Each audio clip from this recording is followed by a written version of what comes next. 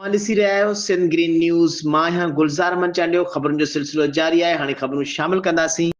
नौशेरा फेरोज़ खां ख़बर शामिल कंदासीं। सिंध यूनिवर्सिटी कैंपस नौशेरा फेरोज़ में साइंस अदब ऐं आर्ट सोसाइटी तरफ़ां पाकिस्तान आर्ट काउंसिल कराची जे ताउन सां मुनक़िद कयल 2 ॾींहंनि वारो इंटर यूनिवर्सिटी थिएटर फेस्टिवल पुॼाणी ते पहुतो। हिन थिएटर फेस्टिवल में programme professor doctor Azhar Ali Shah सां गॾु पाकिस्तान आर्ट काउंसिल कराची जे सदर मोहम्मद अहमद शाह जी नुमाइंदगी कंदे सीनियर सहाफ़ी ऐं लेखक doctor Ayub Shaikh, Khairpur arts council जे सदर मोहतरम Mukhtiar Malik, additional deputy commissioner Naushahro Feroze मोहतरम लियाकत बलोच ऐं असिस्टेंट कमिश्नर मोहतरम शान मलिक ऐं doctor Mumtaz Ningraj, doctor Ishrat Ranjhani, doctor Mohammad Tufail Chandio, professor Mohammad Ibrahim Khokhar, Abdul Rasheed Soomro, Ejaz Mamnai, M Zafar Tagar, Qazi Zulfiqar, Zahid Rajpar, Karim Bakhsh Sial, Amjad Memon ऐं ॿियनि शागिर्दनि तरफ़ां पेश कयल थिएटरनि जो तजवीज़ूं पेश कंदे चयो त थिएटर आर्ट सां शागिर्दनि में गुफ़्तगू जे फ़न सां गॾु ख़ुदि एतमादी वधे थी। तंहिं करे असांजे मुआशरे जी ज़रूरत आहे त जदीद साइंसी फ़िक्र,